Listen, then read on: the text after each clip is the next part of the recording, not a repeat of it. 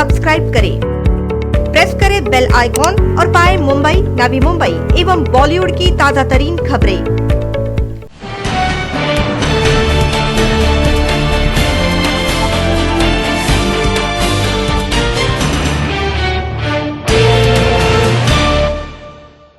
प्रश्नोत्तरे प्रश्न क्रमांक 1 23,521 बाबासाहेब पाटील।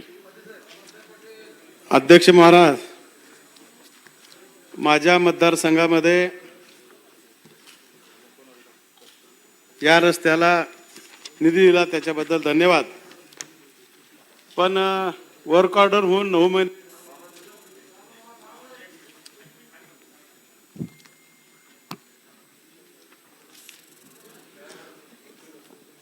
मुदतीत काम का झाले नाही, हा माझा पहिला प्रश्न आहे। त्याच्याबरोबरच आपण प्रश्न लावल्यावर त्या गुत्तेदारांनी कामाला सुरुवात केलेली आहे आणि कामाची गुणवत्ता देखील चांगली नाही, दर्जेदार नाही। मी अध्यक्ष महाराज फोटो काढून आणले तिथे। त्या कामाची दुसऱ्या डिपार्टमेंट तर्फे चौकशी करून त्या गुत्तेदारावर आपण कारवाई करणार आहात का, असे माझे 2 प्रश्न आहेत। त्याच्या संदर्भात मंत्री महोदयाने मला माहिती द्यावी। अध्यक्ष महोदय, सन्माननीय सदस्य बाबासाहेब पाटील यांनी जो या ठिकाणी प्रश्न उपस्थित केला आहे तो त्यांच्या अहमदपूर मतदारसंघातील रस्त्यासंदर्भातला आहे। अध्यक्ष महोदय, हा प्रश्न हा ज्या रस्त्याचा उल्लेख केला तो 3 भागामध्ये हा प्रश्न तसा विभागला गेला आहे, कारण 3 एकाला एक लागून 3 वेगवेगळे संदर्भीय रस्त्यांचा उल्लेख या प्रश्नामध्ये आहे। अध्यक्ष महोदय, ह्या सगळ्या कामाला कार्यारंभ आदेश हा पहिला जो भाग आहे तो 16/9/2019 ला दिला होता। त्यानंतर दुसरं काम जे आहे दुसऱ्या टप्प्यातलं त्याचा कार्यारंभ आदेश 11/11/2019 मध्ये देण्यात आला होता आणि तिसरा जो रस्त्याचा जो भाग आहे त्याचा कार्यारंभ 8/12/2016 देण्यात आला होता। अध्यक्ष महोदय, आपल्याला कल्पना आहे की मागच्या वर्षभरामध्ये कोरोनाच्या सगळ्या पार्श्वभूमीवर लेबर सगळा निघून गेला, कामं जवळपास ठप्प झाली। केवळ ही कामच नव्हे तर राज्यातील सर्वच दैनंदिन व्यवहार जे होते ते सर्व ठप्प झाले आणि त्याप्रमाणे याचाही परिणाम या कामांवर झालेला आहे। कोविडमध्ये मार्च ते ऑक्टोबरमध्ये जवळपास हे काम बंदच होतं, ही वस्तुस्थिती आहे। आणि अध्यक्ष महोदय, परंतु या पहिला जो टप्पा आहे ज्याचा उल्लेख या प्रश्नामध्ये आहे तो राज्यमार्ग 245 ते आटोळा उजळंब ते प्रजिमा 33 ते हेर कामठा तोंडार असा जो भाग आहे तो MDR आहे आणि याचं काम 9 महिन्यामध्ये पूर्ण अपेक्षित होतं आणि हे काम आता मुदत वाढ देण्यात आली होती या कोरोनाच्या पार्श्वभूमीवर आणि त्याप्रमाणे हे काम 31 मार्चला म्हणजे याच महिन्यामध्ये 31 तारखेला अध्यक्ष महोदय हे काम पूर्ण होणार आहे। आणि दुसरं जे त्यातला जो भाग आहे तो उजळंब म्हणजे राज्यमार्ग 245 ते आटोळा उजळंब प्रजिमा 33 हेर कुमठा रस्ता ह्याचा जो भाग आहे म्हणजे साखळी क्रमांक 8 किलोमीटर ते 10 असा जो भाग आहे तर त्याचं जे टेंडर आहे तो त्याचं हे काम हे नॉन प्लॅनमध्ये घेण्यात आलं होतं, मेंटेनन्समध्ये। याही कामाचा कालावधी 24 महिन्याचा होता आणि त्याला काय मुदतवाढ देण्यात आलेलं नाही आहे।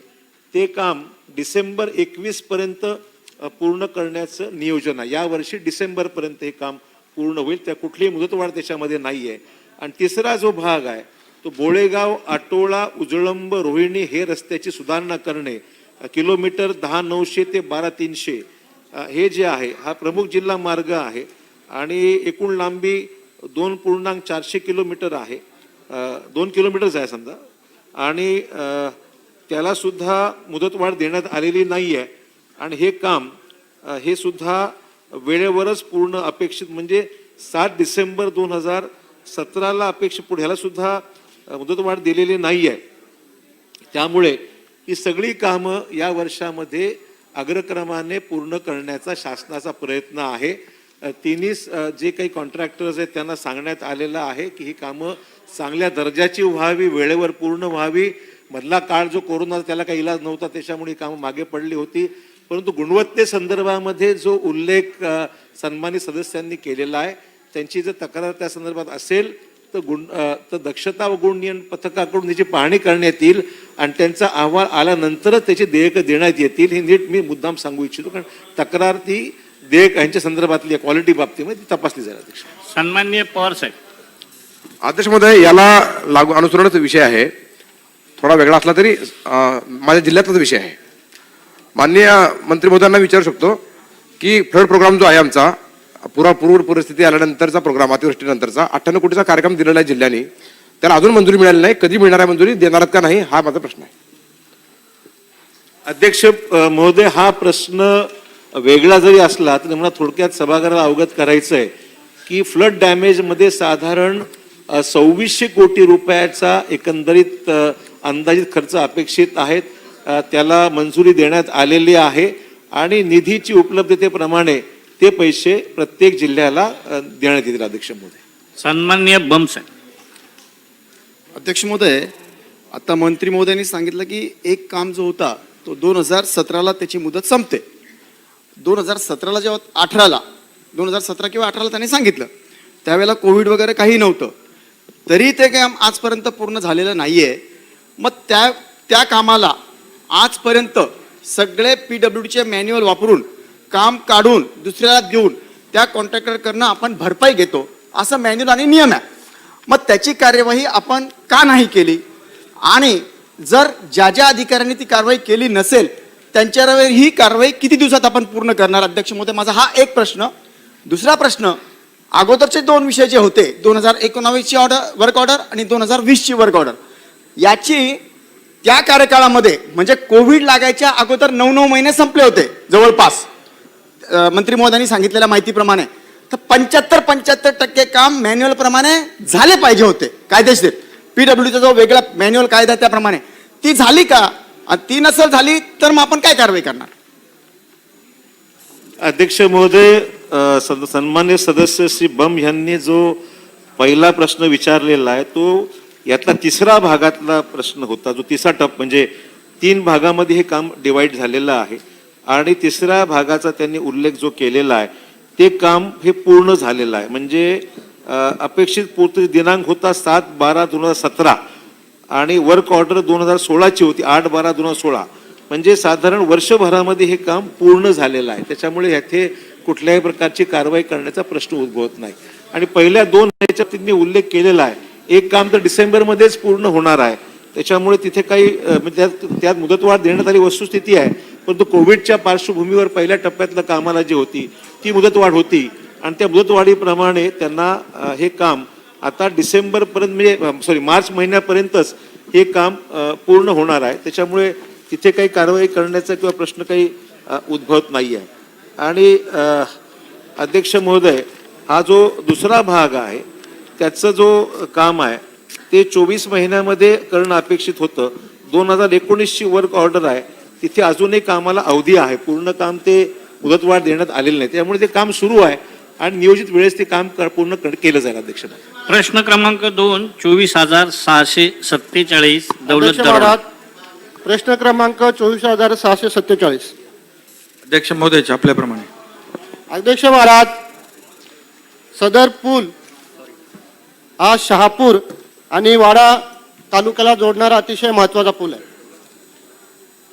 आणि हा पूल अरुंद असल्यामुळे अध्यक्ष महाराज आतापर्यंत शाळकरी मुलांची बस कोसळली. त्याच्यावरून 12 फेब्रुवारी 2021 रोजी 2 मोटरसायकल स्वारवाले त्या कोसळले आणि जागीच ते ठार झाले. आणि हा अतिशय अरुंद असलेला असा पूल आहे. अध्यक्ष महाराज, मी मुंबई महानगरपालिकेला सुद्धा पत्र दिलं आणि त्यांचं उत्तर आलं. अध्यक्ष महाराज, मौजे भावसे 04 तानसा शहापूर जिल्हा ठाणे या ठिकाणी तानसा नदीवर असलेल्या पुलाच्या बांधकामाचे बृहन्मुंबई महापालिकेच्या तांत्रिक सल्लागार समितीवरील सल्लागारांमार्फत संघटनात्मक तपासणी करण्यात आली, म्हणजे ऑडिट करण्यात आलं. अध्यक्ष महाराज, सदर पूल संघरचनात्मक दृष्ट्या धोकादायक असल्याचे त्यांनी आणि त्याची पुनर्बांधणी करावी असा अहवाल दिलेला आहे. ते पत्र माननीय मंत्री महोदयांकडे पाठवतो. अध्यक्ष महाराज, अतिशय धोकादायक हा पूल आहे. कोणत्याही महाडसारखी दुर्घटना होऊ नये म्हणून सदर पूल तात्काळ नवीन बांधकाम करणार आहात का? मंत्री महोदय. अध्यक्ष महोदय, सन्माननीय सदस्य दौलतजी दरोडा यांनी आगाईजवळील पुलाच्या संदर्भामध्ये या ठिकाणी प्रश्न उपस्थित केलेला आहे. ही वस्तुस्थिती आहे. आडगाव आगाई वाडा या रस्त्यावर आगाई गावाजवळ असलेल्या पुलाची लांबी 120 मीटर आहे, रुंदी 3.5 मीटर आहे आणि म्हणून त्या पुलावरून हा अरुंद असल्यामुळे एकेरी वाहतूक सुरू आहे. सदर पूल जो आहे अध्यक्ष महोदय 60 वर्ष इतका जुना आहे आणि तो तानसा येथील बृहन्मुंबई महापालिकेच्या कार्यालयापासून आगाईकडे जाण्याच्या रस्त्यावरचा आहे. आणि सन्माननीय सदस्यांनी म्हटल्याप्रमाणे याचं नियमित पाहणी केली, त्याची तपासणी केली. त्याचबरोबर त्या पुलाच्या दुतर्फा असलेले जे काही संरक्षक कठडे आहेत, रेलिंग, हे रेलिंग तुटलेले असल्याचं निदर्शनास देखील आले. सदर रेलिंग ज्या ठिकाणी तुटलं होतं त्या ठिकाणची दुरुस्ती मुंबई महापालिकेच्या तानसा विभाग खात्याअंतर्गत माहे सप्टेंबर 2020 रोजी करण्यात आलेली आहे. तथापि सदर रेलिंगचा काही भाग नव्याने तुटलेला आढळून आल्यामुळे त्याची दुरुस्ती जानेवारी 2021 मध्ये करण्यात आलेली आहे. त्याचे फोटोग्राफ्स माझ्याकडे या ठिकाणी आहेत.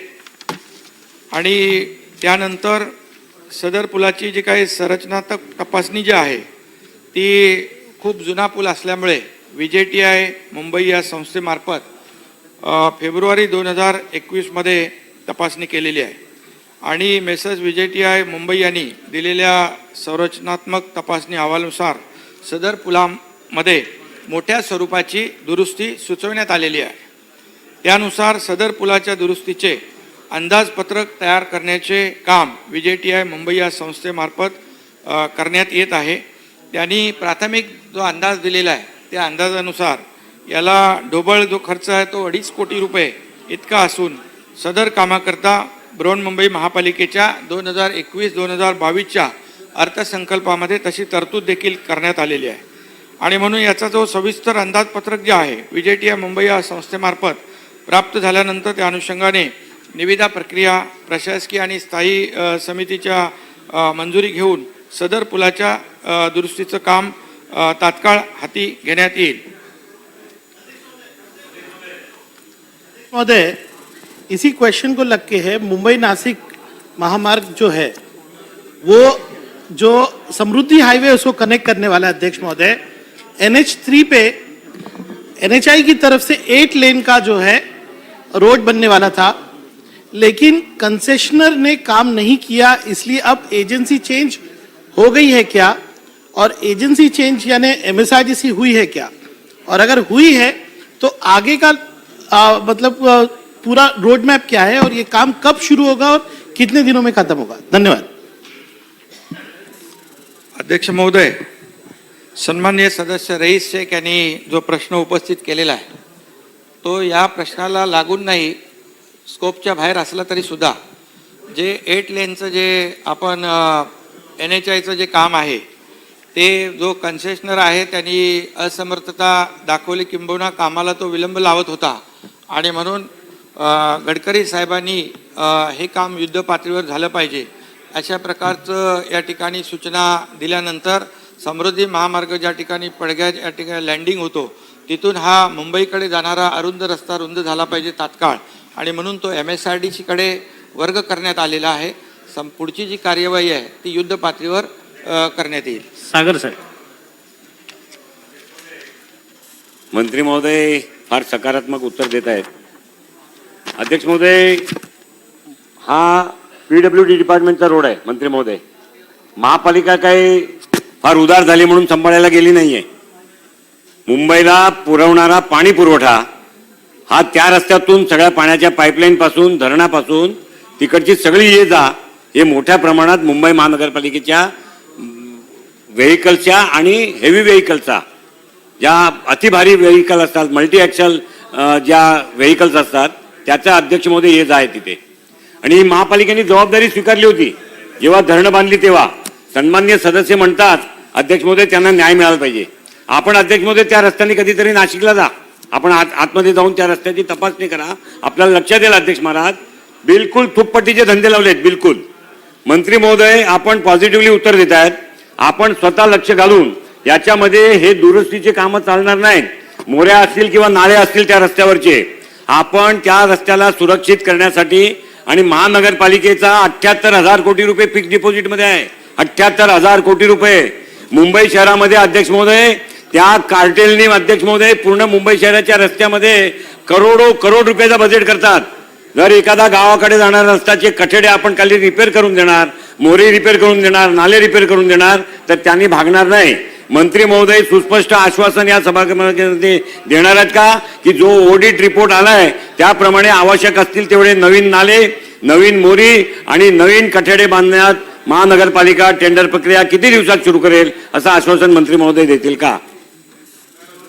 अध्यक्ष महोदय, सन्माननीय सदस्य महोदयांनी सागरजींनी मुद्दा उपस्थित केला. आपल्याला मी सांगू इच्छितो की हे सगळे आजच्या सकाळचे फोटोग्राफ्स आहेत.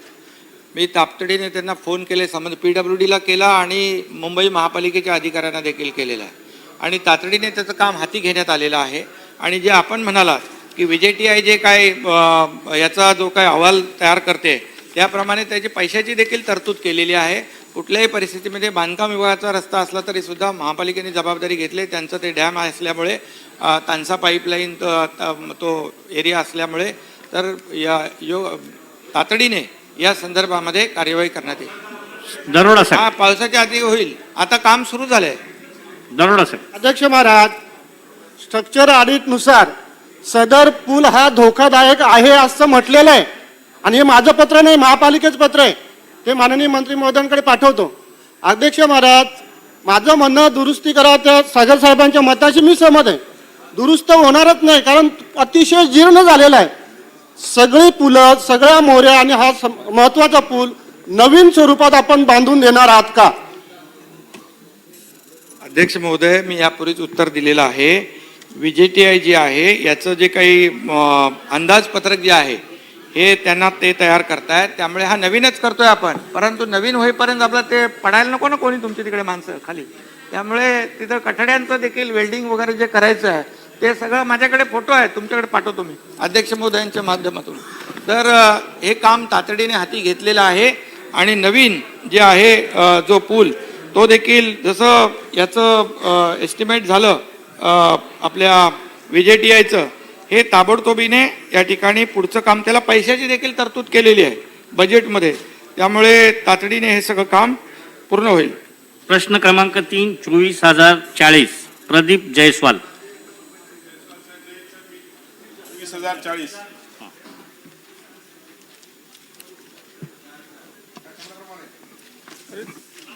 20,040. अध्यक्ष महोदय, छापल्याप्रमाणे. अध्यक्ष महोदय, हा जो प्रश्न आहे हा महापालिकेच्या ज्या प्रॉपर्टी आहेत त्या मॉर्गेज ठेवून बँकेकडून कर्ज घेण्याबद्दलच्या आहेत. मागे समांतर जलवाहिनी आणि लाईटचं बिल भरण्याकरता महापालिकेने काही प्रॉपर्ट्या मॉर्गेज केल्या होत्या आणि IDBI बँकेकडून 200 कोटी रुपये घेतले होते. ते बँकेचं लोन रिपे होऊन आज जवळजवळ 4 वर्ष झाले, पण ज्या प्रॉपर्ट्या होत्या त्या अजूनही मॉर्गेज आहेत. आज या उत्तरामध्ये लिहिलंय की यांना कळवण्यात आलेलं आहे. कळवण्यात का आलंय? तहसीलदारला आणि भूमी लेखाला कळवलं, त्याच्यावरची प्रॉपर्टीवरचा चार्ज काढला पाहिजे आणि ती महापालिकेची प्रॉपर्टी महापालिकेच्या नावाने व्हायला पाहिजे. कळवलं हे उत्तर काय बरोबर नाही. दुसरा असा विषय आहे की आज संभाजीनगरच्या महापालिकेमध्ये कुठलंही प्रोजेक्ट करायचा असला की दरवेळेस महापालिकेची कुठली ना कुठली प्रॉपर्टी ही गहाण ठेवल्याशिवाय कर्ज मिळत नाही. ती गहाण ठेवूनच कर्ज मिळावं लागते.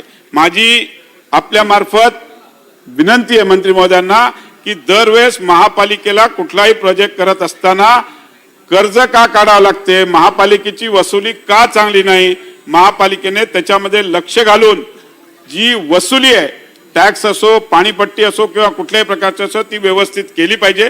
कारण की आज LED लाईट आणि त्यानंतर परत भूमिगत गटार हे 2 प्रोजेक्ट सध्या चालू आहेत. त्याच्यासाठी पण महापालिकेची बरीचशी मालमत्ता ही गहाण ठेवण्यात आली आहे. दरवेळेस जर महापालिकेचं एक प्रश्न दिवस विचारा. असा येईल, प्रश्न एक दिवस विचारा. प्रश्न माझा हाच आहे की दरवेळेस महापालिका प्रत्येक त्याची मालमत्ता गहाण ठेवून का कर्ज घेते.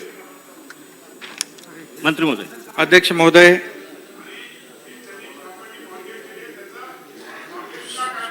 सन्माननीय सदस्य महोदयांनी या ठिकाणी संभाजीनगर महापालिकेच्या संदर्भात जो कर्ज आणि मॉर्गेज हा विषय या ठिकाणी उपस्थित केलेला आहे. अध्यक्ष महोदय, औरंगाबाद शहरात पैठण येथील जायकवाडी धरणातून पाणी पुरवठा करण्यात येत असल्यामुळे या ठिकाणी जे काही महावितरण जे लिफ्टिंग करायला लागतं आणि त्यासाठी महावितरण कंपनी सरासरी मासिक 3.5 कोटी ते 4.25 कोटीपर्यंत विद्युत देयक अदा करावं लागतं आणि त्यामुळे महापालिकेकडे महावितरण कंपनीचं विद्युत देयक जे 100% भरणा करू शकत नसल्यामुळे मोठ्या प्रमाणात थकबाकी निर्माण झाली होती आणि त्या थकबाकीचं काय करायचं यासाठी दिनांक 12/7/2011 रोजी तत्कालीन उपमुख्यमंत्री अजितदादा पवार साहेबांच्या अध्यक्षतेखाली एक बैठक झाली होती, आपल्याला माहीत आहे ते. आणि त्या बैठकीमध्ये महापालिकेकडे महाराष्ट्र राज्य विद्युत महामंडळाचे मार्च 2011 अखेर वीज देयकाच्या थकबाकीपोटी मुद्दल व व्याजासहित रुपये 310 कोटी रुपये रक्कम देणं बाकी होतं आणि या रकमेपैकी व्याजाची रक्कम 210 कोटी रुपये माफ करण्यात आली. त्या बैठकीमध्ये व्याजाची रक्कम माफ केली आणि मुद्दल भरा अशा प्रकारचं त्या ठिकाणी निर्णय झाल्यानंतर मूळ रक्कम 100 कोटी रुपये 2 महिन्यामध्ये महापालिकेने भरणा करण्याचे महापालिकेला आदेश दिले त्यावेळेस आणि सदर आदेशाप्रमाणे अनुषंगाने महाराष्ट्र राज्य विद्युत महामंडळास थकीत वीज देयकाच्या मूळ रक्कम भरणा करण्यासाठी 100 कोटी 35 लाख रुपये कर्ज प्रस्ताव तसेच संभाजीनगर शहराचा समावेश केंद्र शासनाच्या UIDSS MMT पाणी पुरवठा म्हणजे आपण जी समांतर पाणी पुरवठा योजना म्हणालात त्या सर्व याच्यामध्ये ही PPP तत्वावर जलवाहिनी योजना कार्यान्वित करण्याचं ठरलं होतं त्यावेळेस आणि म्हणून हे जे काही पैसे आहेत योजनेतील निविदा अटी शर्तीनुसार हे ॲन्युअल ऑपरेशन सपोर्ट ग्रँट 63 कोटी त्याचबरोबर 1.5% रक्कम अशी पकडून 94.50 कोटी वॉटर पेमेंट रिझर्व्ह अकाउंटमध्ये स्वतंत्र खाती जमा करण्याची आवश्यकता म्हणजे अनिवार्य होतं आणि म्हणून या ठिकाणी भूसंपादन करण्यासाठी 5 कोटी 15 लाख वीज बिल देयकाच्या थकबाकीपोटी 100 कोटी रुपये असे एकूण टोटल 200 कोटीचं कर्ज उभारणी प्रस्तावास मुंबई प्रांतिक महापालिकेच्या अधिनियमाचे कलम 109 नुसार मान्यता प्रदान केली आणि त्याप्रमाणे महाराष्ट्र शासनाने 27/1/2012 रोजी त्याला मान्यता देखील दिली. 1-2 मिनिटं थांबा, मी सांगतो तुम्हाला. आणि त्याप्रमाणे IDBI बँकेकडून 1/9/2012 रोजी थकीत वीज देयकाची मूळ रक्कम आणि हे सगळं मिळून 10 वर्ष परतफेडीच्या कालावधीच्या अटीवर या ठिकाणी महापालिकेच्या मालकीची जी काही प्रॉपर्टी होती ती तारण ठेवलं गेलं आणि पैसे काढले. आता यामध्ये घेतलेलं कर्ज आणि अदा केलेलं व्याज याचा तपशील आपल्याला देतो मी अध्यक्ष महोदय. 97.73 कोटी रुपये हे परतफेड केली. व्याज जे आहे 55.68 कोटी परत केलंय. त्याचबरोबर 94.50 कोटी कर्ज परत केलंय. त्याच्यावरचं व्याज 57.42 कोटी हे परत केलेलं आहे आणि हे सगळं जे केल्यानंतर सदर बँकेने ही पूर्ण परतफेड केल्यानं 22/5/2020 रोजी महापालिकेने ही परतफेड केलेली आहे सगळी. आता दिनांक 24/8/2020 रोजी बँकेने नाहरकत प्रमाणपत्र दिलेलं आहे आणि त्यानंतर तारण ठेवलेल्या मिळकतीवरील बोजाची नोंद कमी करण्याबाबतची कार्यवाही नगर भूमापन कार्यालय संभाजीनगर तहसील कार्यालय संभाजीनगर यांनी केली आहे. महापालिकेच्या मिळकतीवर बँकेचा चढविण्यात आलेला बोजा उतरवून महापालिकेचे नाव या ठिकाणी प्रॉपर्टीवर कायम केलेलं आहे आणि म्हणून सद्यस्थितीत आत्ता महापालिकेच्या मिळकतीवरील बँकेच्या नावाचा बोजा कमी करण्यात आला असून सदर मिळकत संभाजीनगर महापालिकेच्या ताब्यात आलेली आहे. बंद. महोदय बघा अध्यक्ष महोदय सन्माननीय मंत्री महोदयांनी उत्तरामध्ये हे तर सांगून दिलं की बा कर्ज फेडलेलं तुम्ही सांगितलं, हा उत्तरामध्ये आलेला भाग. विषय दोन होते, बोजा कमी करणे आणि मालमत्ता पुन्हा ताब्यात येणे, हे दोन वेगळे वेगळे प्रकार आहेत. आणि प्रश्नामध्ये स्पष्ट विचारलेलं आहे की अद्यापही बँकेच्याच ताब्यात या मालमत्ता आहेत, 15 मोठ्या मालमत्ता आहेत या महानगरपालिका औरंगाबादच्या संभाजीनगरच्या. तर बोजा पूर्ण 15 मालमत्तेचा कमी झाला काय आणि या संपूर्ण 15 मालमत्ता महानगरपालिकेच्या प्रत्यक्ष ताब्यात आल्या काय? अध्यक्ष महोदय, मी आताच उत्तर दिलेलं आहे की बोजा कमी झालेला आहे आणि महापालिकेच्या नावावर त्या प्रॉपर्टी आलेल्या आहेत. सध्याच्या परिस्थितीत ताब्यात आल्यात सांगितलं मी, ताब्यामध्ये आलेल्या आहेत. सन्माननीय सदस्य डॉक्टर संजय कुट्टे साहेब यांचा आज वाढदिवस असल्यानं सभागृहाच्या वतीनं शुभेच्छा. प्रश्न क्रमांक 4.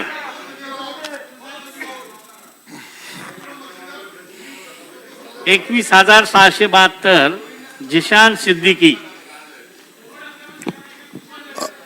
अध्यक्ष महोदय, मेरे मतदार संघ वांद्रे पूर्व की एसआरए की स्थिति बहुत ही दुर्भाग्यपूर्ण और गंभीर है. मेरा प्रश्न ये है,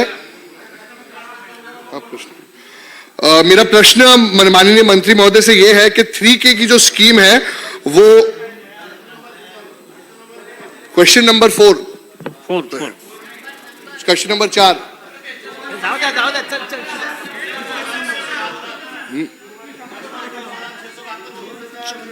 21,672 नहीं 2 लाख छापल्याप्रमाणे 21,672 ॲज प्रिंटेड.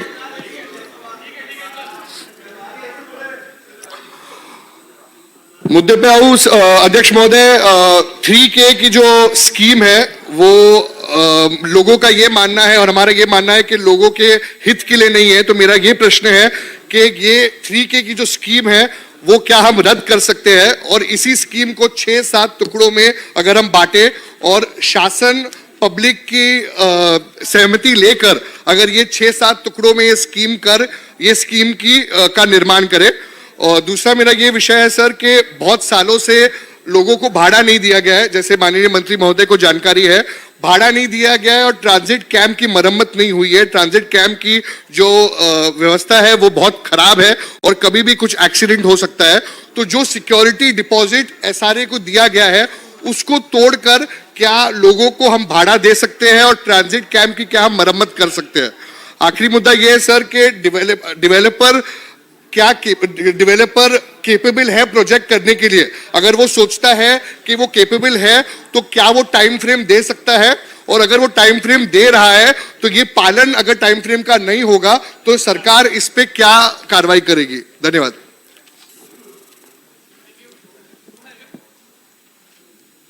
हा मुंबईतला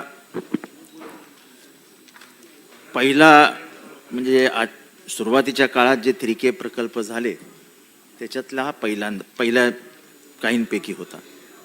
सुरुवातीला 8 संस्थांकरता आशयपत्र देण्यात आलं, LOI देण्यात आला. नंतर 22 झाले, नंतर 24 झाले, नंतर 56 झाले. हळूहळू हे सगळे आशयपत्र वाढत गेले. हे ताबडतोब रद्द करणं हे नॅचरल जस्टिसला पण शोभून दिसणार नाही. त्यामुळे सरकार कुठल्याही प्रकारे हे रद्द करू असं म्हणू शकत नाही. ह्यामध्ये सुरुवातीपासनं ज्यांना मुंबईचा इतिहास माहिती आहे, अनेक जणांनी आंदोलनं केली, अनेक जणांनी ह्या जसं मेघा पाटकर ह्याच्यात आल्या, काही अनेक संस्था ह्याच्यात आल्या. एकेका बिल्डिंगला 4-4 फक्त लोकांनी रोखून धरलं आणि त्यामुळे ह्या प्रकल्पाला उशीर लागला आहे याबाबत सरकार नाकार देत नाही. पण तुमचं जे म्हणणं आहे की एक टाइम बाउंड प्रोग्राम आपण यांच्याबरोबर घेतला पाहिजे, तर आपल्यासमोर आपल्याबरोबर आणि त्यांना बोलवून एक संयुक्त बैठक घेऊन याचा मार्ग काय हा सरकारतर्फे काढला जाईल आणि तुमच्या मतदारसंघात असलेल्या या प्रकल्पाबद्दल तुम्हाला न्याय देण्याची प्रक्रिया करण्यात येईल. सन्माननीय आशिष भाऊ. अध्यक्ष महोदय, सन्माननीय मंत्री महोदयांनी सकारात्मक उत्तर देण्याचा प्रयत्न केलाय. जरूर आहे, आम्हाला माहिती आहे की बरेच वर्ष रंगाळलेला प्रोजेक्ट आहे आणि म्हणून त्याचा इतिहास 2006ला पहिल्यांदा आशयपत्र आपण दिलं आणि आज आपण 2020 क्रॉस केला अध्यक्ष महोदय, अशा पद्धतीची स्थिती आहे. आणि त्यामुळे 14 वर्षाचा वनवास या भागातल्या लोकांना, गोळीबारच्या परिसरातल्या लोकांना झालेला आहे. शेवटचं तुम्ही म्हटलंय की 14 जून 2013ला तुम्ही सुधारित अभिन्यास केलात, त्यापैकी 32 पुनर्वसन इमारती प्रस्तावित होत्या, त्यापैकी 7 पुनर्वसन इमारतींचे काम पूर्ण झाले. प्रोजेक्ट ऑनगोईंग आहे. अध्यक्ष महोदय, इन बिटवीन सेल पोर्शनला परवानगी मिळाल्यामुळे सेलच्या ॲडव्हर्टाइजमेंट 2 वर्षापूर्वी लागल्या आणि सेल पोर्शन मध्ये पण लोकांनी फ्लॅट्स विकत घेतले, बुकिंग केले, त्यांचे पैसे पण पडले. दुसऱ्या बाजूने झोपडपट्टीत राहणाऱ्या माणसाला जो आज भाडेकरू म्हणून बाहेर गेला, त्याला सुद्धा भाडं तुम्हीच म्हटल्याप्रमाणे 12 कोटी रुपयापर्यंत प्रलंबित आहे. म्हणजे भाडेकरूंना, झोपडपट्टीवासियांना भाडं नाही, विकत घेतलेल्यांचे पैसे इन्व्हेस्टमेंट म्हणून पडून राहिले, त्यांना फ्लॅट मिळत नाही आणि 14 वर्षाचा वनवास झालेला आहे. तुम्ही बैठक घेताय, चांगलं आहे. आमचं म्हणणं त्यामधलं असं आहे, आणि आता तर माहिती कळली त्या प्रकरणामध्ये, या प्रकरणामध्ये EOWनी आता ईडी पण आली आहे आणि त्यामुळे काही ईडीच्या रेड्स पण झाल्या आहेत. म्हणजे विकासक पण आता मिळेल, इझिली अवेलेबल होईल अशी काही स्थिती असणार नाही. त्यामुळे कायद्यानुसार माझा प्रश्न असा आहे की जे रखडलेले प्रकल्प आहेत त्या रखडलेल्या प्रकल्पांचं ऑक्शन करून दुसऱ्या विकासकाला देण्याच्या प्रक्रियेला सरकार तयारी दाखवणार का, नंबर 1. नंबर 2, SRA त्या ठिकाणी आपल्या रिझर्व्ह मधून किंवा अन्य प्रकाराने कायदेशीररित्या झोपडपट्टी वासियांना त्यांची भाडी देण्याचा प्रयत्न करणार का आणि तो किती दिवसात? हे 2 प्रश्नांची उत्तरं द्यावी. एक तर पहिली गोष्ट, SRA कडे कुठलाही असा पैसा नाही की जो या गोळीबार मैदानाच्या बिल्डिंगी बांधण्याची ताकद SRA ठेवेल. असंही नाही आहे की पूर्ण प्रकल्पच बंद होता. या प्रकल्पामध्ये उलटसुलट जे प्रयोग झाले त्याच्यामुळे या पूर्ण प्रकल्पाला उशीर झाला. राहिली गोष्ट भाड्याची, तर ही चूक शिवालिकची आहे आणि त्याच्यासाठी त्यांना स्टे ऑर्डर आता म्हणजे काही महिन्यापूर्वी देण्यात आलेली आहे.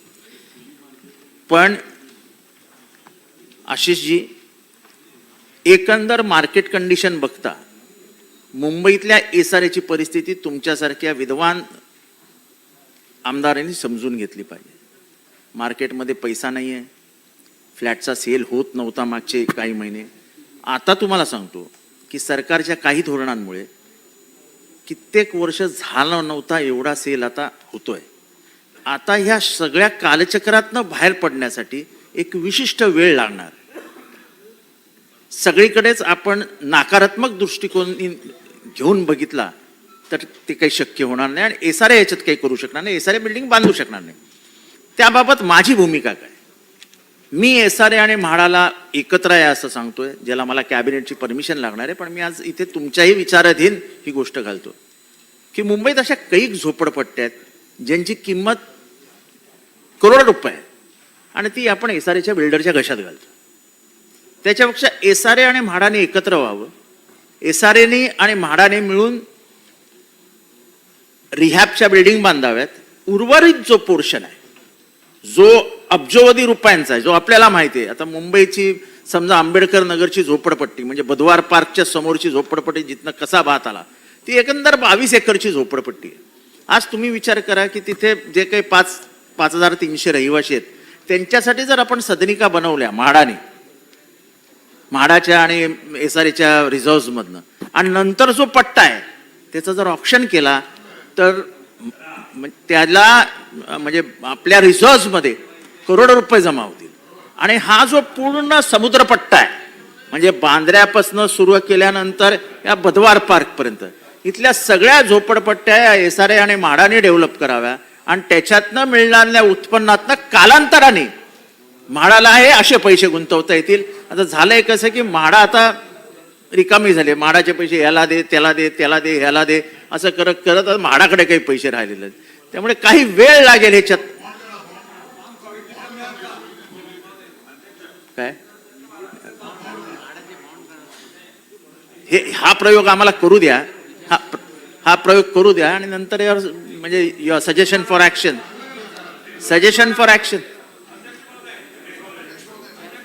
राणे साहेब. अध्यक्ष महोदय, मंत्री महोदय सकारात्मक उत्तर देत आहेत, एक बाजू ठीक आहे, पण मंत्री महोदयांनाही माहिती आहे का हा काही लहान बिल्डर नाही. अध्यक्ष महोदय, जे काही ती परिस्थिती सेल बद्दल सांगतायत आणि एकंदरीत मार्केट परिस्थितीबद्दल सांगतायत ती ह्या बिल्डरला लागू होते हे आम्हा लोकांना तर मान्य नाहीये. ह्याचे अन्य प्रोजेक्ट चालू आहेत, तिथे व्यवस्थित पद्धतीने सगळे कार्यक्रम सुरू आहेत, पण जे काय पाहिजे म्हणजे आज अध्यक्ष महोदय ती जी लोक ज्या परिस्थितीमध्ये त्या गोळीबारच्या परिस्थितीमध्ये राहतात, आपण एकही मिनिट तिथे उभं राहू शकत नाही हे त्या स्थानिक आमदारांना आणि आम्हा लोकांना माहिती आहे. अध्यक्ष महोदय, हे निव्वळ या बिल्डरची मस्ती आहे.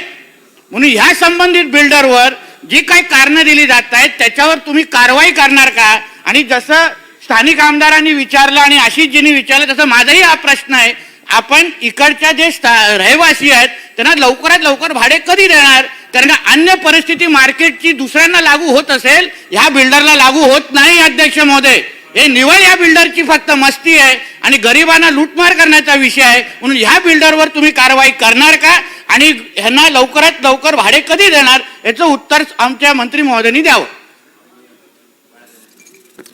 पहिली गोष्ट, ह्या बिल्डरची परिस्थिती कशी आहे हे काय मला माहित नाही, त्यामुळे त्याच्या परिस्थितीबद्दल बोलणं हे काम माझं नाही. लवकरात आता त्याच्या परिस्थितीची माहिती घेण्यासाठी मी कोणाकडे जाऊ? त्यामुळे लवकरात लवकर भाडी मिळावी, लवकरात लवकर हा प्रोजेक्ट पूर्ण व्हावा याच्यासाठीच त्यांना आम्ही स्थगिती दिली आहे. आता मी आत्ताच सांगितलं की स्थानिक आमदार जिशान सिद्दीकी ह्यांच्याबरोबर त्या विकासकाची एक संयुक्त बैठक SRA मध्ये घेऊन हा प्रश्न निकाली काढण्याचा प्रयत्न आम्ही करणार आहोत. सागर साहेब. मंत्री महोदय, माननीय मंत्री महोदयांना माझी मित्र म्हणून एक सूचना आहे आणि 2 माझे प्रश्न आहे. पहिली सूचना अध्यक्ष महोदय, मंत्री महोदयांना अशी आहे की आपण बद्वार पार्क असो किंवा वरळीचा झोपडपट्टी असो, आपण मंत्री महोदय म्हाडा आणि SRAचा एकत्रीकरणाने पुनर्विकासाची इमारत म्हाडाने बांधावी आणि सेल कंपोनेंट आपण मार्केटमध्ये सेल करावं, हे आपला अत्यंत उपयुक्त असा सुझाव आहे. त्याच्यावर आपण वर्किंग करायला लागले की तुमचं मंत्रिपद धोक्यात येणार, तशी ती कार्टेल तुमच्या मागे लागणार. तशी एक. दुसरा अध्यक्ष, माझे 2 प्रश्न आहेत. 2 प्रश्न अध्यक्ष महोदय, माझे 2 प्रश्न असे आहे. अध्यक्ष महोदय, सध्या मुंबई शहरामध्ये मंत्री महोदय आपल्याला माहिती आहे जवळजवळ 15,000 इमारतीच्या पुनर्वसन इमारतीच्या राहणाऱ्या लोकांना नोटिसा गेल्या आहेत.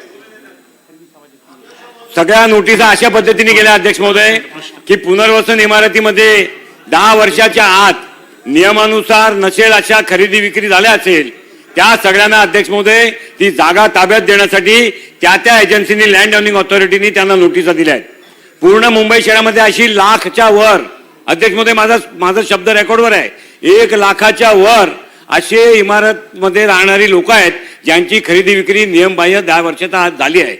पण अध्यक्ष महोदय ते सगळे महाराष्ट्राचे वतनी आहेत, या शहराचे वतनी आहेत, या राज्याचे वतनी आहेत. अध्यक्ष महोदय या राज्याचे, या देशातले वतनी आहेत. अध्यक्ष महोदय, सरकारने या संदर्भामध्ये काही धोरण कोर्टामध्ये जाऊन तो स्टे घेण्याची आवश्यकता आहे, कारण तिथे उच्च न्यायालयाचा ऑर्डर आहे. उच्च न्यायालयामध्ये जाऊन अध्यक्ष महोदय याच्याविषयी स्थगिती घेण्याची आवश्यकता आहे आणि अधिवेशन सुरू आहे. अध्यक्ष महोदय, पूर्ण मुंबई शहरचे असे 1 लाख रहिवासी म्हणजे जे घर परिवार आहेत त्या अधिवेशनाकडे बघतायत.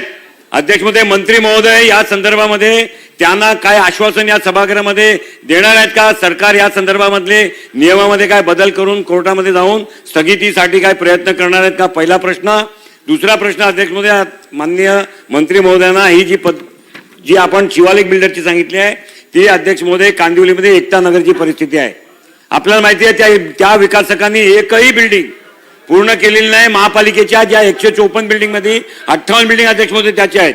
माझी मंत्री महोदयांना विनंती आहे की 2 बैठका SRA स्तरावर झाल्या आहेत, कामावर बंदी आणली आहेत. माझी इच्छा नाही काम बंद पडावं, लोकांना घर मिळाले पाहिजे. आपण सकारात्मक भूमिका घेण्यासाठी आपल्या दालनामध्ये संबंधित SRAचे, म्हाडाचे विकासक आणि सोसायटीच्या अधिकाऱ्यांना बोलून आपण एक संयुक्त बैठक लावणार का, असे 2 प्रश्न आहेत.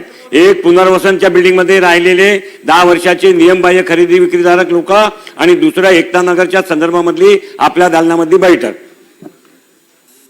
1 मिनिट उत्तर देतात नंतर तुम्ही. दुसऱ्या क्रमांकाचा जो प्रश्न होता सागर साहेब, त्याचं उत्तर पहिल्यांदा देतो की आपण मला पत्र द्यावं, त्यात समस्या लिहाव्यात, आपल्याला न्याय मिळणारी बैठक दालनात लावण्यात येईल, याबद्दल आपल्या मनात कुठलीही शंका असू नये. उत्तर देतात मंत्री महोदय, उत्तर देतात. सागर साहेबांनी जो पहिला प्रश्न विचारला आहे, जेवढी सागर साहेबांना चिंता आहे तेवढीच मलाही चिंता आहे, आणि तेवढीच या राज्याचे मुख्यमंत्री उद्धव साहेब ठाकरे यांनाही चिंता आहे. 10 वर्षाचा टाइम लिमिट हा कोर्टाने ठरवून दिलेला होता. कोर्टाने सांगितलेलं 10 वर्ष, आपण तो 5 वर्षांनी, तो आपल्या सरकारने खरं तर आणला होता, पण आपल्या सरकारकडनं तो पारित व्हायला उशीर लागला आणि त्याच्यामुळे थोड्याशा अडचणी झाल्या. आपण कोर्टात हे सांगितलेलं आहे की आम्हाला 5 वर्षाचं हे द्या, पण त्याही वरती जाऊन सांगतो, मी जे म्हणजे मुख्यमंत्र्यांना सूचितही केलंय, त्यांच्याशी चर्चाही केली आहे. मुंबईमध्ये साधारण 5 वर्षात 10 वर्षात कुठलीही SRA उभी राहत नाही. मग तो ज्या दिवशी झोपडीतनं बाहेर पडतो तिथनं 5 वर्ष मोजायची की बिल्डिंग झाल्यानंतर 5 वर्ष मोजायची, हा एक थोडा सत्सद विवेक बुद्धीला ताण देऊन आपल्याला विचार करावा लागेल. जर एखादा झोपडीधारक जसं शिवालिकमध्ये आहे, जर 20-20, 25-25 वर्ष घराच्या बाहेर राहत असेल तर 10 वर्षानंतर पिढी बदलते, असं एक सामाजिक समीकरण आहे. त्यामुळे माझं तर स्पष्ट मत आहे, आणि कोर्टाचीही परवानगी घ्यावी लागेल, मला आपल्या वरिष्ठांशीही बोलावं लागेल, पण विधानसभेमध्ये बोलत असताना मनातलं बोलावं असं माझं नेहमी मत असतं की हा जो सेलिंगचा प्रयोग आहे की झोपडी 5 वर्षानंतर विका, मग त्याला घर 5 वर्षाच्या आधी मिळालं पाहिजे ना. तुम्ही 80 साली झोपड्या तोडल्यात, आपल्या 90 साली झोपड्या तोडल्यात, 95 साली झोपड्या तोडल्यात, 2000 साली झोपड्या तोडल्यात, आणि अजूनही तुमच्या बिल्डिंगीत तयार नाही, मग त्या गरीब माणसाने का भोगायचं? त्याची एक पिढी जी 1 वर्षाची असते ती बिल्डिंगमध्ये राहायला जाईल तर 25 वर्षाची झालेली असते.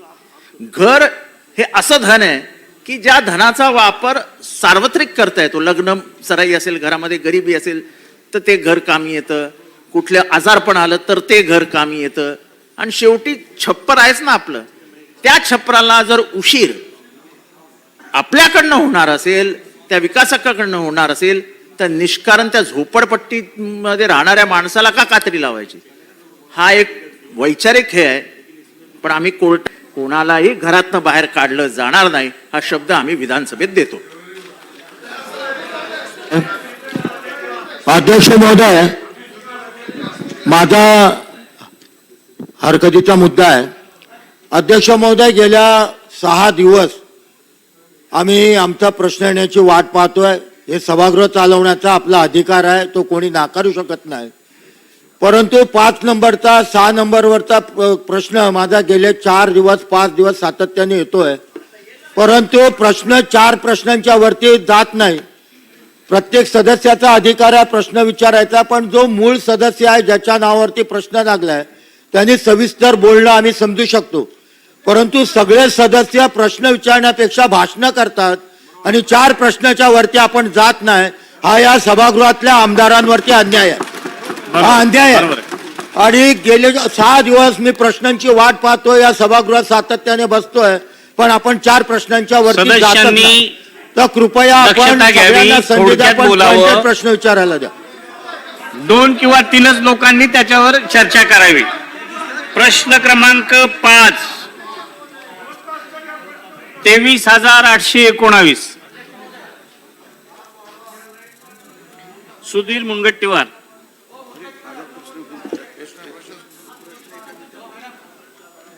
$23,819.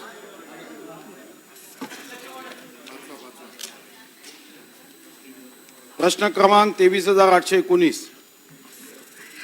अध्यक्ष महोदय, छापल्याप्रमाणे. अध्यक्ष महाराज, आपण उत्तरात सांगितलं आहे की कोविड-19च्या नियमानुसार जमावबंदीमुळे पथविक्रेत्याचे सर्वेक्षण करणे शक्य झाले नाही. अध्यक्ष महाराज, हा फेरीवागा हा व्यापार क्षेत्रातल्या शृंखलेतला अतिशय महत्वाचा, हातावर पोट घेऊन या राज्याच्या प्रगतीमध्ये योगदान देणारा पथविक्रेता आहे. आणि अध्यक्ष महाराज, या संदर्भामध्ये जे पथविक्रेते आहे यांना संरक्षण देण्यासाठी सन्माननीय देशगौरव माननीय प्रधानमंत्री महोदयांनी विविध योजना यांच्यासाठी आणल्यात. अध्यक्ष महाराज, जसा श्रीमंताला जगण्याचा अधिकार आहे तसाच कष्टकरी परिश्रम करणाऱ्यालाही जगण्याचा अधिकार आहे. माझा आपल्याला स्पेसिफिक प्रश्न आहे की या पथविक्रेत्याचं सर्वेक्षण हे किती दिवसात पूर्ण कराल आणि नगरविकास विभागाच्या माध्यमातून या पथविक्रेत्यांच्या संदर्भात संरक्षणाच्या विशेष योजना, कालबाह्य कार्यक्रम आपण करणार आहात का?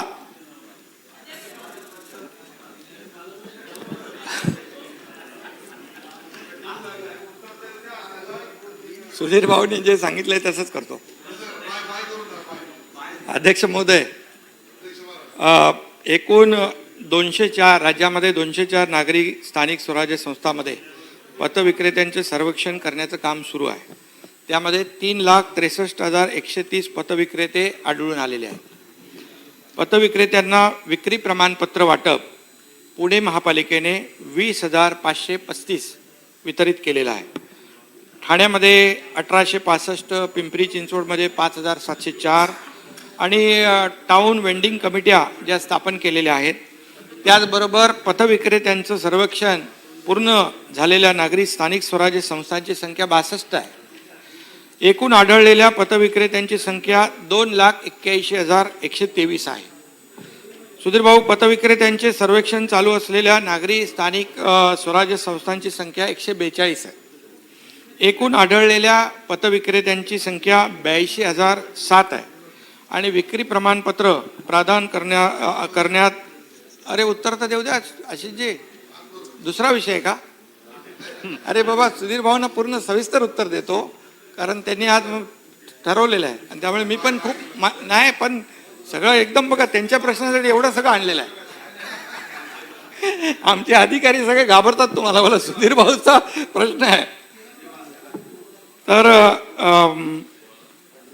एकूण स्थानिक स्वराज्य संस्थांची संख्या 3 आहे आणि एकूण विक्री प्रमाणपत्र प्रदान करण्यात आलेल्या पथविक्रेत्यांची संख्या 28,104 आहे या ठिकाणी. आणि अध्यक्ष महोदय, केंद्र शासनाने जे सन 2009चं शहर पथविक्रेता धोरण जे काय त्याचा निर्णय घेतला आहे त्याप्रमाणे महापालिका आणि नगरपालिका स्तरावर शहर पथविक्रेता समिती तयार करण्याचे आदेश दिले. त्यामध्ये आहे त्याप्रमाणे पथविक्रेत्यांचं सर्वेक्षण करणं, त्यामध्ये फेरीवाला क्षेत्र निश्चित करणं आणि त्या ठिकाणी नागरी सुविधा उपलब्ध करून देणं, पारदर्शक नियोजनाद्वारे पथविक्रेता धोरणाची अंमलबजावणी करणं, पथविक्रेत्यांचं प्रगतीकरिता संघटना तयार करण्यास प्रोत्साहन देणं, म्हणजे जे फेरीवाले आहेत त्याच्यातले जे प्रमुख लोक आहेत त्यांचे पण मेंबर त्याच्यामध्ये घेणं आणि त्यामध्ये सर्व प्रशासकीय यंत्रणांचे सर्व समावेशक कार्यपद्धती तयार करणं. आता त्यानंतर एक केंद्र शासनाचा पथविक्रेता जो उपजीविकेचे संरक्षण आणि पथविक्री विनियमन अधिनियम 2014 याप्रमाणे जे आपण राज्य शासनाने जी काही कार्यवाही केली, नियम कलम 36(1) मधील तरतुदीनुसार नियम तयार करणे, म्हणजे केंद्राने 2014चं कायदा केला, त्यानंतर त्याच्या आधारावर कलम 36(1) मधील तरतुदीनुसार नियम तयार केले. आपण कलम 38(1) मधील तरतुदीनुसार योजना तयार केल्या, म्हणजे आपण जे म्हणालात की ज्या योजना आहेत केंद्र सरकारच्या योजना, राज्य सरकारच्या योजना त्या लागू झाल्या पाहिजेत. आणि त्यानंतर स्थानिक स्वराज्य संस्थांनी करावयाची कार्यवाही, त्यामध्ये कलम 21 मधील तरतुदीनुसार पथविक्रेत्यांच्या अनुषंगाने 5 वर्षाचा आराखडा तयार करणे, नियम 37 प्रमाणे त्याच्यात उपनियम तयार करणे, हे सगळं विहित नियमाप्रमाणे राज्य सरकारने या ठिकाणी केलं. आणि ते 3/8/2016 रोजी पथविक्रेता संरक्षण व पथविक्री विनियम नियम 2016 प्रसिद्ध करण्यात आला. आता त्याच्यामध्ये सगळे आहेत, म्हणजे आयुक्त आहेत, अधिकारी आहेत, मुख्याधिकारी आहेत, पोलीस अधीक्षक आहेत, पोलीस उपअधीक्षक आहेत, वाहतूक आहे, वैद्यकीय अधिकारी आहेत, नियोजन प्राधिकरणचे अधिकारी आहेत. आणि त्यामध्ये या सर्व लोकांना संरक्षण मिळालं पाहिजे म्हणून फक्त शासकीय अधिकारी नाही पतविक्रेत्यांचे देखील प्रतिनिधी पाहिजे. आशिषजी 8 प्रतिनिधी निवडून आलेले त्यामध्ये घेतले. त्यानंतर नामनिर्देशित म्हणजे निमंत्रित 6 सदस्य म्हणजे त्यामध्ये NGO आहे, पणन, व्यापारी संघ, निवासी कल्याण संघ, अग्रणी बँकेचा प्रतिनिधी म्हणजे त्यांना कधी लोन पाहिजे तर त्या बँकेचा प्रतिनिधी देखील त्यामध्ये घेतला आहे. असे एकूण 20 सदस्य यामध्ये ही समिती तयार केलेली आहे आणि ही समितीच्या माध्यमातून त्यांचं सर्वेक्षण करणं, प्रमाणपत्र, ओळखपत्र देणं आणि फेरीवाला मगाशी म्हणालो निश्चित करणं, आराखडा तयार करणं याप्रमाणे हे काम सुरू आहे. आपण मगाशी म्हणाला त्याप्रमाणे आज ठाण्याचं मी आपल्याला सांगितलं मगाशी, त्याचबरोबर पुणे महापालिकेचं देखील मगाशी आपल्याला मी सांगितलं. त्यामध्ये त्यांनी जवळपास 3,30,686 प्रत्यक्ष जागेवर बायोमेट्रिक सर्वेक्षण पूर्ण केलेलं आहे. 21,700 पतविक्रेत्याची नोंदणी पूर्ण केली आहे आणि 20,535 लोकांना त्यांनी प्रमाणपत्र दिलेलं आहे. त्याचबरोबर मीरा भाईंदरचं आपण एक या ठिकाणी मुद्दा उपस्थित केलेला आहे. मीरा भाईंदर महापालिकेने ते समिती तयार केली, स्थापन केली. त्याच्यामध्ये सन 2019 मध्ये ऑनलाईन पद्धतीने सर्वेक्षणाचं काम पूर्ण केलं. त्यामध्ये 7,221 फेरीवाल्यांची नोंदणी केली. त्यामध्ये 3,829 फेरीवाल्यांनी कागदपत्र आपली जमा केलेली आहेत आणि त्यामध्ये 5/3/2020 रोजी नगर पथविक्रेता समिती म्हणजे टाउन वेंडिंग कमिटी याची यादी प्रसिद्ध केलेली आहे. परंतु आता कोविडच्या गेल्या 8-10 महिन्यामुळे त्याची प्रमाणपत्राची वाटप जे आहे हे वाटप केलेलं नाही. त्याची देखील लवकरात लवकर वाटप करण्यात येईल. जळगावचा आपण विचारलेलं आहे. पतविक्रेता समिती त्या ठिकाणी स्थापन नाही आहे, कारण पतविक्रेता समिती गठीत करण्यासाठी त्यावरील समिती सदस्य निवड करण्यासाठी सुधीर भाऊ 26/2/2019 रोजी अर्ज मागवण्यात आले वर्तमानपत्रात जाहिरात देऊन.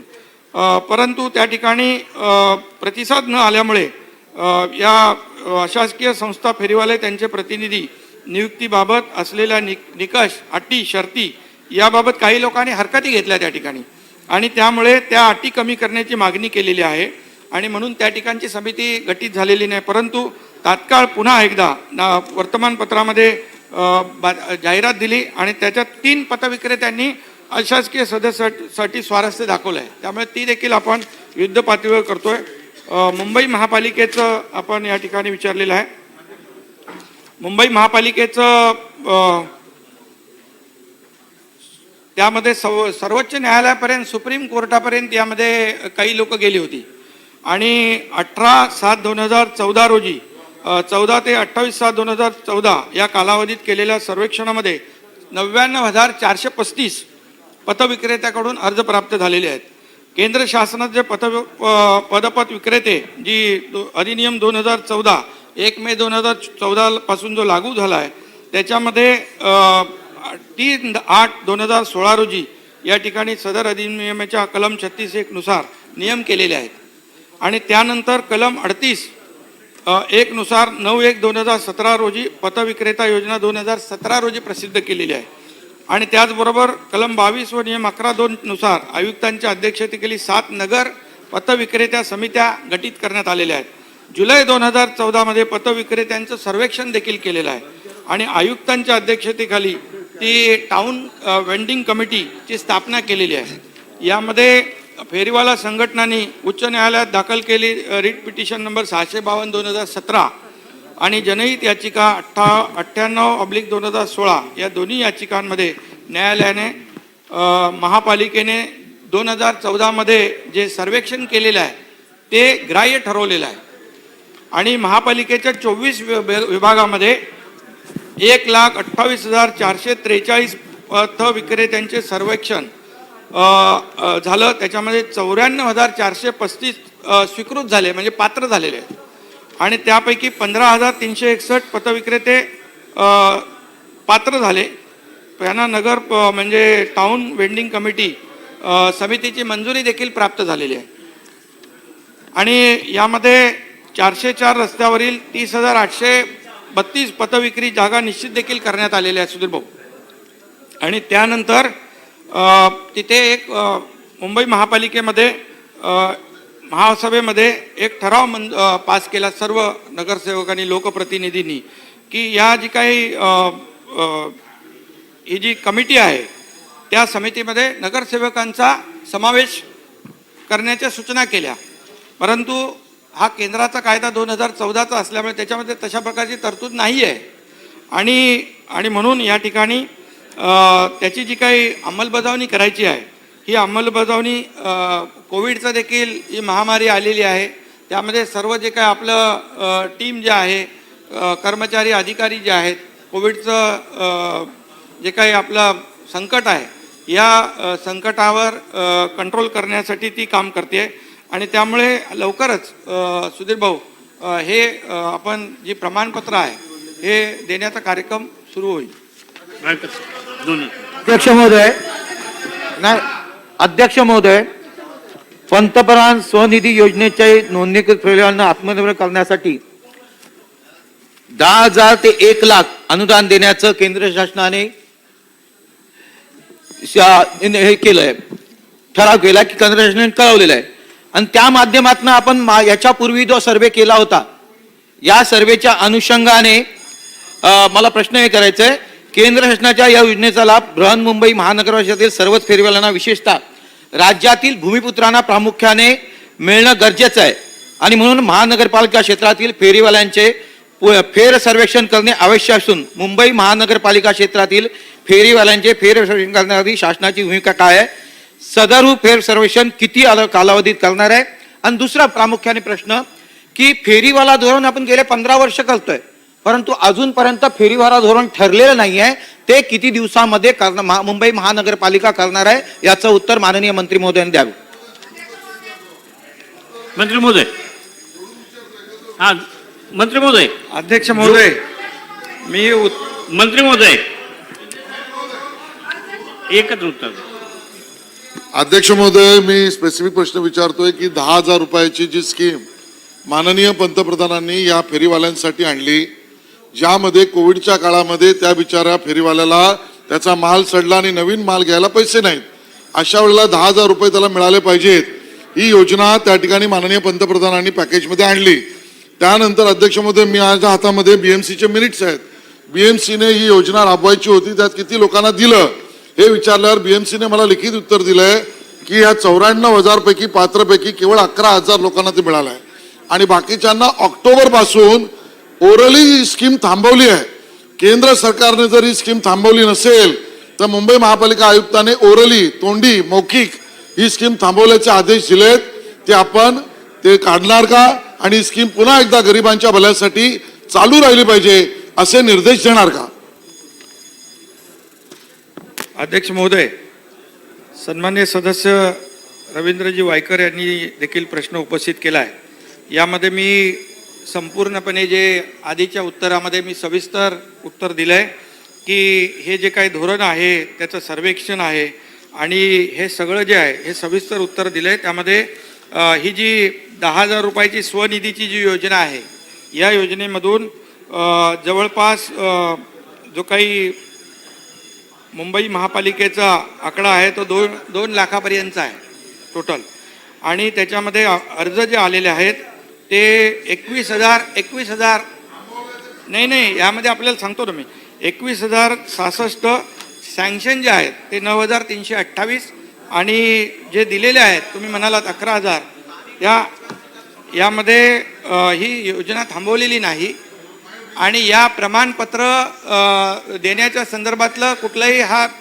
त्याच्यामध्ये या योजनेसाठी अडचण निर्माण झालेली नाही. त्यामुळे नाही आता मग हे दिले ना 11,000 लोकांनी तर पैसे घेतलेत नाही पण यामध्ये ही पंतप्रधान जी स्वनिधी योजना आहे त्याचे जे बेनिफिशरीज आहेत त्या निकषामध्ये जे बसत आहेत त्यांना पैसे मिळणार. हो त्यांना जे काही केंद्राची योजना जी आहे ही योजनेचा लाभ पुढे देखील मिळत राहिला पाहिजे या आणि त्याचबरोबर फेअर सर्वेक्षण कसं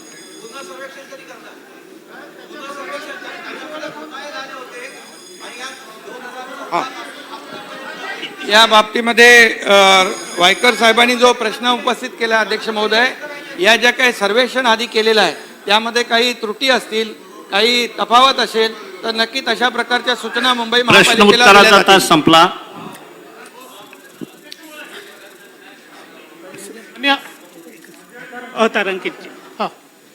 अतारांकित प्रश्नोत्तराची यादी क्रमांक 48 ते 56 सभागृहाच्या पटलावर ठेवणे. महोदय, मी आपल्या अनुमतीने अतारांकित प्रश्नोत्तराची यादी क्रमांक 48 ते 56 सभागृहाच्या पटलावर ठेवतो. अतारांकित प्रश्न उत्तराची यादी क्रमांक 48 ते 56 सभागृहाच्या पटलावर ठेवण्यात आल्या. सदर्भ याद्या विधिमंडळाच्या संकेतस्थळावर उपलब्ध करून देण्यात येतील. महोदय, या सभागृहामध्ये मनसुख हिरण यांच्या मृत्यूच्या संदर्भातली बाब मी वारंवार मांडली. माननीय मंत्री महोदयांनी काल त्या संदर्भात सांगितलं की त्यातला एक भाग NIA गेला, एक भाग ATS कडे आहे. पण अध्यक्ष महोदय, या ठिकाणी मनसुख हिरेन यांच्या संदर्भात जो काही FIR दर्ज झाला आहे त्याच्यासोबत त्यांच्या पत्नीने जो जबाब दिला अध्यक्ष महोदय, तो अत्यंत महत्त्वाचा आहे. त्यातल्या 2-3च गोष्टी मी फक्त आपल्याला सांगणार आहे. काय म्हणतात त्या जबाबामध्ये? आमच्या व्यवसायाच्या निमित्ताने ग्राहक असलेले पोलीस अधिकारी सचिन वाझे हे माझ्या पतीच्या ओळखीचे होते. त्यांना माझ्या पतीने, हे सगळ्यात महत्त्वाचं आहे, त्यांना माझ्या पतीने नोव्हेंबर 2020 मध्ये सदर कार वापरण्याकरता दिली होती. सदरची कार त्यांनी दिनांक 5/2/2021 रोजी त्यांच्या चालकामार्फत पाठवून माझ्या पतीच्या ताब्यात दुकानावर आणून दिली. म्हणजे 4 महिने ही व्हेकल सचिन वाझे यांच्याकडे होती. एवढंच नाही अध्यक्ष महोदय, आपण पुढे बघा. दिनांक 26/2/2021 रोजी सकाळी त्या पुढे सांगतात, गुन्हे शाखेने पोलीस अधिकारी सचिन वाझेने यांच्यासोबत माझे पती चौकशीसाठी मुंबई गुन्हे शाखेत गेले. त्यानंतर 10:30 आले, परत सचिन वाझे सोबत आले व दिवसभर सचिन वाझे यांच्यासोबत होते असे माझ्या पतीने मला घरी आल्यावर सांगितले. 27/2/2021 रोजी सकाळी पुन्हा माझे पती सचिन वाझे यांच्यासोबत मुंबई गुन्हे शाखा येथे गेले. तिथून रात्री 10:30च्या सुमारास ते घरी आले. त्यानंतर 28/2/2021 रोजी सुद्धा सचिन वाझे यांच्यासोबत ते गेले. त्यांचा जबाब नोंद करण्यात आला. नोंद करण्यात आलेल्या जबाबाची कॉपी घरी आणून ठेवली. त्यानंतर सचिन वाझे यांचे नाव व सही त्याच्यावर आहे. अध्यक्ष महोदय, म्हणजे दुसऱ्या कोणी त्यांची चौकशी केलेली नाही किंवा कोणासोबत नाही. 3 दिवस ते सचिन वाझे यांच्या सोबत आहे. यानंतर महत्वाचं आहे, दिनांक 2/3/2021 रोजी माझे पती संध्याकाळी दुकानातनं घरी आल्यानंतर त्यांनी सांगितले की ते सचिन वाझे यांच्यासोबत मुंबई येथे गेले होते व त्यांच्या सांगण्यावरून, कुणाच्या, सचिन वाझेंच्या सांगण्यावरून ॲडव्होकेट गिरी यांच्याकडनं वारंवार पोलिसांकडून व मीडियातनं फोन येत असल्याने त्रास होत असल्याबद्दलची तक्रार माननीय मुख्यमंत्री, गृहमंत्री, पोलीस आयुक्त बृहन्मुंबई व ठाणे यांचे नाव तयार करून, या नावे तयार करून घेतली असल्याचे व त्यांना दिली असल्याचे त्यांनी मला सांगितले. म्हणजे तक्रारी वाझे यांनी त्यांच्याकडनं तयार करून घेतली. अध्यक्ष महोदय, सदर तक्रार अर्जाची प्रत मी हजर करीत आहे. माझ्या पतीकडे पोलिसांनी मारहाण केली का, काही त्रास दिला का, याबाबत चौकशी केली होती. त्यांनी कोणीही मारहाण केली नाही किंवा त्रास दिला नाही असं सांगितले. परंतु चौकशी जाब नोंद करण्याचे काम झाल्यानंतरही वेगवेगळ्या पोलिसांकडनं फोन येतात म्हणून तक्रार अर्ज दिल्याबद्दल त्यांनी सांगितलं. म्हणजे हा तक्रार अर्ज जो मीडियात आला तोही सचिन वाझे यांनी तयार करून दिलाय. त्यानंतर अध्यक्ष महोदय, दिनांक 3/3/2021 रोजी माझे पती सकाळी नेहमीप्रमाणे दुकानामध्ये गेले व दुकान बंद करून नेहमीप्रमाणे 9 वाजताच्या सुमारास घरी आले. त्यावेळी रात्री माझे पती यांनी सांगितले, सचिन वाझे बोलत आहेत की तू सदर केसमध्ये अटक हो, 2-3 दिवसामध्ये मी तुला जामिनावर काढतो. मी त्यावेळी माझे पतीला सांगितले की तुम्ही अटक होण्याची काही गरज नाही, आपण कोणाकडे तरी सल्लामसलत करून निर्णय घेऊ. त्यावेळी ते थोडे टेन्शनमध्ये वाटत होते. त्यानंतर अध्यक्ष महोदय, दिनांक 4/3/2021 रोजी माझे पती यांनी माझे मोबाईलवरून विनोद हिरेन, माझे दीर यांची पत्नी सुनीता यांच्या फोनवर फोन करून कदाचित मला अटक होईल तरी तू माझ्यासाठी चांगल्या वकिलाशी माझे अटकपूर्व जामीन मिळवण्यासाठी बोलणी करून ठेव असे सांगितले व दुकानात निघून गेले.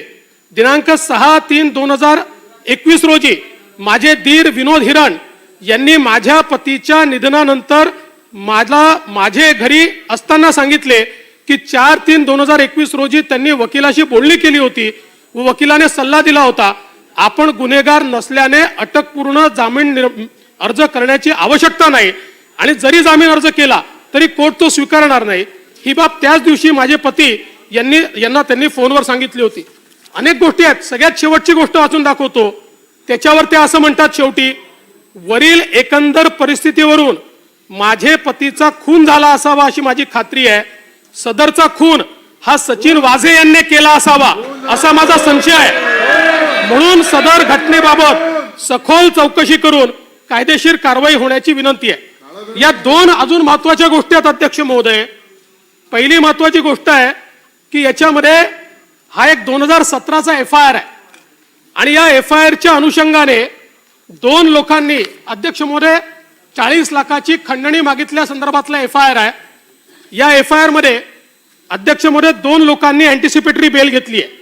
एकाचं नाव आहे धनंजय विठ्ठल गावडे आणि दुसऱ्याचं नाव आहे सचिन हिंदूराव वझे. आणि अध्यक्ष महोदय हा जो काही मनसुख हिरेन आहे, हे मनसुख हिरेन यांचं शेवटचं जे लोकेशन आहे ते शेवटचं लोकेशन कुठे आहे? ते शेवटचं लोकेशन धनंजय विठ्ठल गावडे याच्या ठिकाणी आहे. 40 किलोमीटर दूर बॉडी सापडते. अध्यक्ष महोदय गावडेच्या ठिकाणी जाण्याचं कारण काय? काहीच कारण नाहीये. त्या गावडेच्या ठिकाणी शेवटचं लोकेशन आहे आणि त्यानंतर 40 किलोमीटर दूर त्यांची बॉडी अध्यक्ष महोदय सापडली आहे. त्यामुळे हे जे काही अगदी स्पष्ट अध्यक्ष महोदय याच्यापेक्षा अधिक पुरावे काय हवे आहेत? अध्यक्ष महोदय 201 खाली तात्काळ सचिन वाझेंना अटक का झाली नाही? अध्यक्ष महोदय 302चं सोडून द्या, 302चं सोडून द्या. मी ते कोणत्या पक्षात आहे, गावडे कोणत्या पक्षात, मी बोलणार नाही. मला हा राजकारणाचा विषय नाही अध्यक्ष महोदय. पण इतके थेट पुरावे या ठिकाणी असताना अध्यक्ष महोदय जर 201 खाली देखील अटक होत नसेल तर कोण वाचवत आहे आणि कशा करता वाचवत आहे अध्यक्ष महोदय? हा प्रश्न या ठिकाणी उपस्थित झालाय. आणि म्हणून आम्हाला संशय आहे की या ठिकाणी मनसुख हिरेन यांची हत्या ही गाडीमध्येच त्या ठिकाणी अध्यक्ष महोदय करण्यात आली. हे जे गावडे आहेत त्यांच्या त्या एरियामध्ये आणि त्यानंतर खाडीमध्ये त्यांची बॉडी फेकण्यात आली. अध्यक्ष महोदय याच्यात चूक यांची कुठे झाली? ही बॉडी त्यांनी या हिशोबाने फेकली की हाय टाईड आहे. हाय टाईड मध्ये जर ती बॉडी फेकली गेली असती तर ती बॉडी कधीच परत आली नसती. पण अध्यक्ष महोदय दुर्दैवाने त्यांच्या आणि सुदैवाने कायद्याच्या लो टाईड होता आणि त्यामुळे ती बॉडी परत आली आणि त्यामुळे हे उघडकीस आलंय. आणि म्हणून माझी अध्यक्ष महोदय विनंती आहे, या संदर्भात NIA कडे केवळ तुम्ही सांगितलं एक्सप्लोजिव्हचा विषय NIA कडेच जातो, पण हा जर तुमच्याकडे ATS कडे आहे, तुम्ही चौकशी करता त्या ठिकाणी बोलवताय. अध्यक्ष महोदय 201 खाली एवढे पुरावे असताना या संदर्भातले IPC 201 खाली, मग 302चा होत राहील, 201 खाली अटक का होत नाही अध्यक्ष महोदय?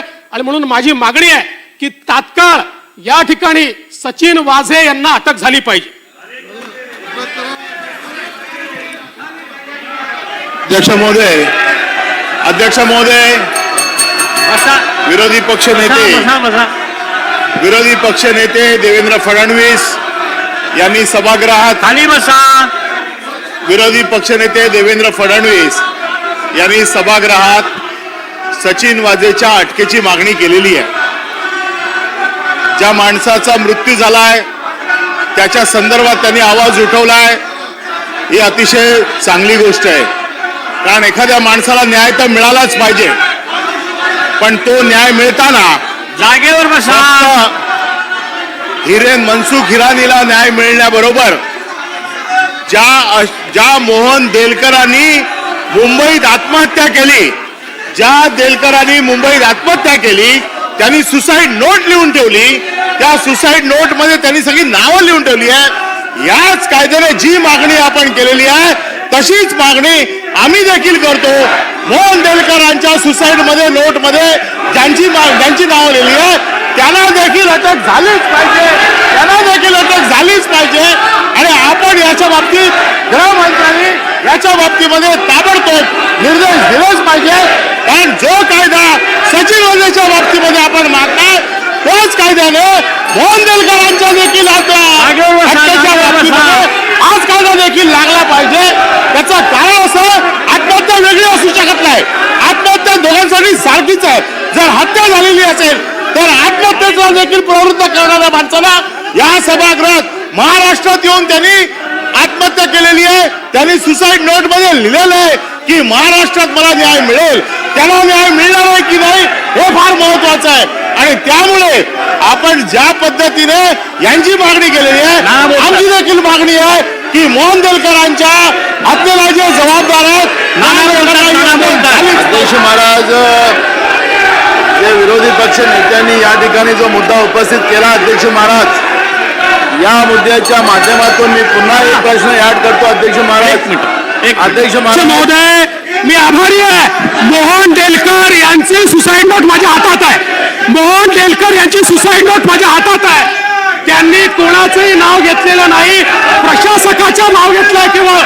आणि ते प्रशासक, अध्यक्ष महोदय, हे कुठल्या पक्षाचे नसतात. ही मोहन देलकर यांची सुसाईड नोट आहे. ही आहे अध्यक्ष महोदय. पूर्ण सुसाईड नोट माझ्या हातामध्ये आहे. माझ्या हातामध्ये आहे मोहन देलकरची सुसाईड नोट.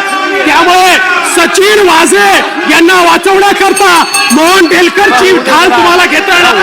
काय करताय त्याला अटक करायची मागणी केली होत आहे. जर सचिन वाझे अटक करायची मागणी होते, प्रफुल्ल पटेलला पण अटक झाली पाहिजे. ज्यांची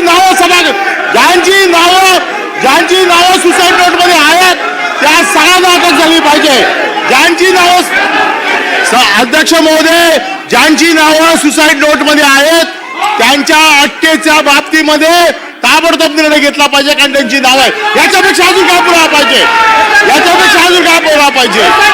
अशी चौकशी झाली पाहिजे, तशीच परिस्थिती याच्या पण झाली पाहिजे. जागेवर बसा, दोघांनी जागेवर बसा. ना अध्यक्ष महाराज, या ठिकाणी जे विरोधी पक्ष नेत्यांनी जी भूमिका मांडली त्यालाच मी जोडून अजून एक मुद्दा मांडतो. अध्यक्ष महाराज, मुकेश अंबानींच्या घरासमोर जी गाडी मिळाली त्याच्यामध्ये जे जिलेटिंग मिळालं. एक मिनिट, सर्वांनी जागेवर बसा.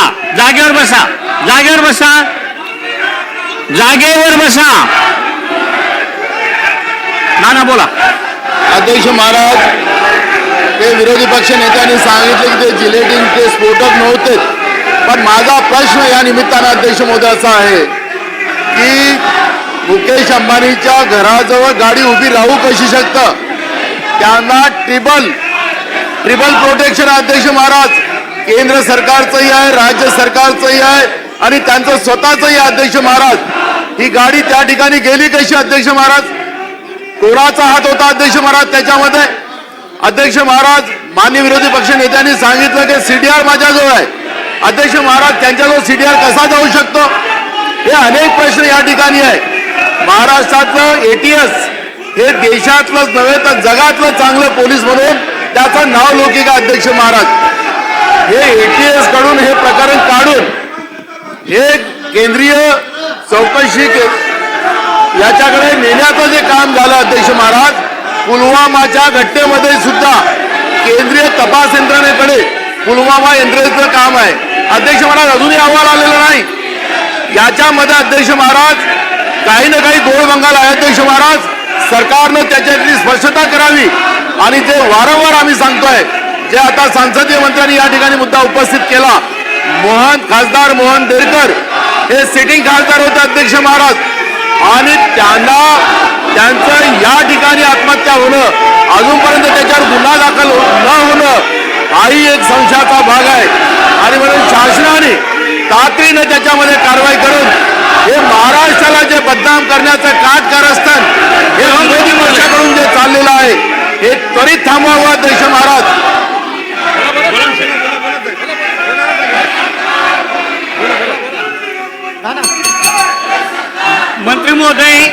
मंत्री महोदय खुलासा करा. बोलू दे ना, चौकशी होईल आता दोघांची.